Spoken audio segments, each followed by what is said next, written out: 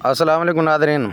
आज 3 अगस्त 2025 और दिन दे तकरीबन 12 बजे ने दरिया सतलुज के हवाले दे नाल ताज़ा तरीन अपडेट लैके हाजिर होया कि सुबह मैं तुहानू हैड सुलेमान की और गंडा सिंह की खबर दे दी सी।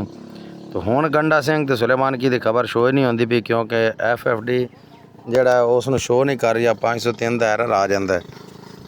तो अगर पिछे की सूरत हाल वेखिए जिहड़ा भाखड़ा डैम है इंडिया का, भाखड़ा डैम के जिहड़ा पानी आमदा भी है वो है 86,882 क्यूसक जिहड़ा उहदे च इनफ्लो है। जिहड़ा आउटफ्लो है जिहड़ा अगे छड्डिया जा रहा है दरिया सतलुज भाखड़ा डैम विचों वो है 65,045 क्यूसक पानी। जिहड़ा पौंग डैम सूरत आ रहा है, पौंग डैम जिहड़ा पानी आंदा भी है पिछों वो है 2,60,183 क्यूसक पानी जिहड़ा पौंग डैम दे विच इंटर हो रही है। और जिहड़ा पौंग डैम दे विचों अगे छड्डिया जा रही है दरिया ब्यास दे विच वो है 79,837 क्यूसक। ये पौंग डैम के विचों खराज है। फिर ये चलते अगे आ रही है हरीकैड ते।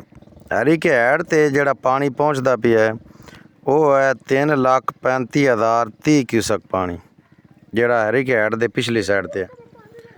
और जिहड़ा हरीकैड तो अगे छड्डिया जा रही है पानी वो है 3,18,159 क्यूसक पानी कि उत्थे पानी की सतह मुसलसल वधदी जाती है और पाकिस्तान के हैडा ते मुसलसल घटती जाती है कि हैड सुलेमान की ते तकरीबन जिहड़ा है ना वो 101,25,000 तक ले आए ने आहिस्ता आहिस्ता।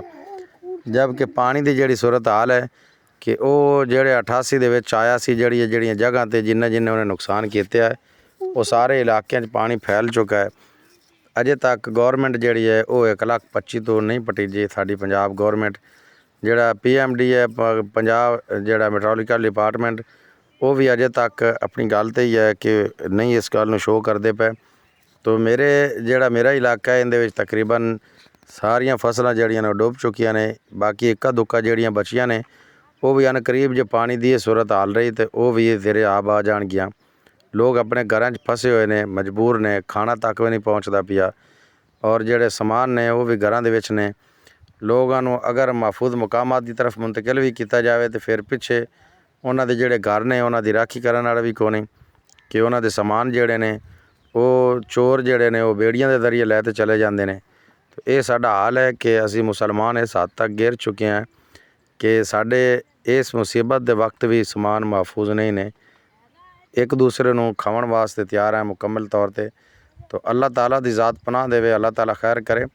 अगर तुहानूं ये प्रोग्राम पसंद आवे, सिलसिला चलता रहे घंटा ब घंटा, इंशाल्लाह 2 घंटे 3 घंटे बाद मैं अपडेट देंदा रहांगा।